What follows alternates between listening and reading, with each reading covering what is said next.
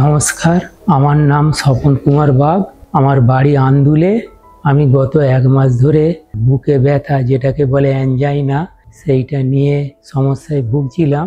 তাই এখানে নারায়ণেতে এসে ডাক্তারবাবুকে দেখাই। ডাক্তারবাবু একটা পরীক্ষা করতে বলেন, কিছু পরীক্ষা করতে বলেন। তার মধ্যে অ্যাঞ্জিওগ্রামটা করার জন্য একদিন এখানে ভর্তি হই এবং সেই অ্যাঞ্জিওগ্রাম করার পরে আমার ব্লকেজ ধরা পড়ে। ডাক্তারবাবু বলেছিলেন যে এটা স্টেন বসালে হবে না, বাইপাস করতে হবে, কেন এর পার্সেন্টেজ 75 থেকে 80% হয়ে গেছে। এবং উনি বলেছিলেন দেরি না করে 1 সপ্তাহের মধ্যে করে নেওয়াই ভালো। তাই আমি ওনার কথা মতো দেরি না করে 1 সপ্তাহের মধ্যেই হসপিটালে ভর্তি হই 22 তারিখে এবং 23 তারিখে ডাক্তার অরুণাংশু ঢোলে আমার বাইপাস সার্জারি করেন রোবোটিক সার্জারির মাধ্যমে। কেননা উনি আগে আমাকে বলেছিলেন রোবোটিকের কি সুবিধা আর অসুবিধা আছে। রোবোটিকে করলে আমার ব্লাড লস কম হবে, জ্বালা যন্ত্রণা কম হবে, তাড়াতাড়ি কিওর হয়ে আমি সাধারণ জীবনে ফিরে যেতে পারবো। এবং 23 তারিখে অপারেশন হওয়ার পরে আমি 1 সপ্তাহের মধ্যেই বাড়ি ফিরে যাই এবং এখন মোটামুটি ভালোই সুস্থ আছি, আমার কোনো অসুবিধা হচ্ছে না। 1 সপ্তাহ পরে আমি ডাক্তারকে দেখিয়েছি, দেখানোর পরে উনি বললেন কোনো অসুবিধা নেই, কিছু ওষুধ পরিবর্তন করে দিয়েছেন ব্যথাটা কমার জন্য, আর স্টিচ কেটে দিয়েছেন। বলেছেন 1 সপ্তাহ পর থেকে ফ্রি হ্যান্ড এক্সারসাইজ অল্প অল্প করে করে আপনি 1 মাসের মধ্যেই সাধারণ জীবনে ফিরে যেতে পারবেন।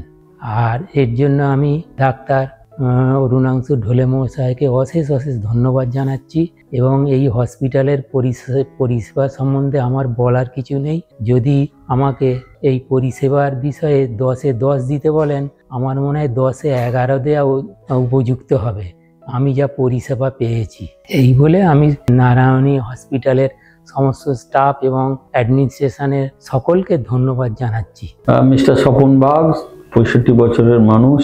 উনি বেশ সবল এবং এই বয়সে উনি ব্যায়াম করেন, এখনো নিয়মিত শরীর চর্চা করেন, সেটা ওনার গঠন দেখেই আমরা বুঝেছি। তো উনি আমাদের কাছে এলেন প্রায় 6 মাস ধরে। ওনার একটু হাঁটাচলা করলে শ্বাসকষ্ট হতো এবং সামান্য বুকে ব্যথা হতো। ইনভেস্টিগেট করে আমরা দেখলাম যে ওনার করোনারি আর্টারিতে 3টে ভেসেলই ব্লক আছে এবং আমরা ওনাকে অপশন দিলাম যে minimal invasive cardiac surgery or the open or minimally invasive cardiac surgery with robot assistance। তো উনি robotic assisted coronary artery bypass surgery opt করেছিলেন এবং আমরা সেই পদ্ধতিতে ওনাকে অপারেশন করেছি, যেখানে ওনার লিমা এবং রিমা এই দুটি আর্টারিকে আমরা নিয়ে আমরা সংযোগ স্থাপন করে ওনার যে বাইপাস বা গ্রাফট যেগুলো করা হয় সেগুলো আমরা করেছি। তো তারপরে পেশেন্টকে আমরা যথারীতি 50 দিতে তাকে আমরা ডিসচার্জ করেছি এবং এই সময় আমরা পেশেন্টকে জিজ্ঞাসা করলাম যে ওনার ব্যথা যন্ত্রণা কিরকম আছে। ইট ওয়াজ অলমোস্ট পেনলেস,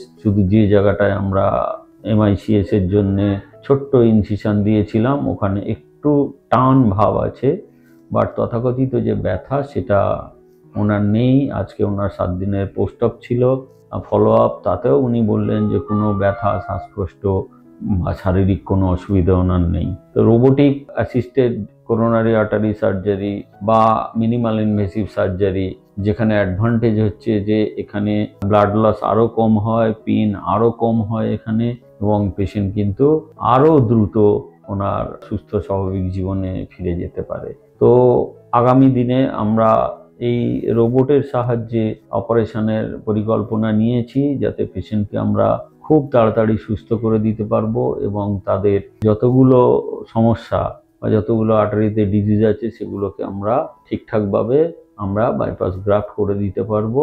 এবং এখানে একটা সুবিধে যে কমপ্লিট আর্টারিয়াল রিভাস্কুলারাইজেশন আমরা করতে পারবো। রোবোটিক সার্জারি আগামী দিনের জন্য একটা উল্লেখযোগ্য পরিবর্তন আনবে আমাদের সমাজে, এবং যেসব মানুষ যারা অ্যাডাল্ট হার্ট ডিজিজে ভুগছে তাদের জন্য এটা একটা বিশাল পরিবর্তন আনবে আমাদের কারের দিক থেকে, আউটকামের দিক থেকে এবং তাড়াতাড়ি তার নর্মাল লাইফে ফিরে যাওয়ার দিকে।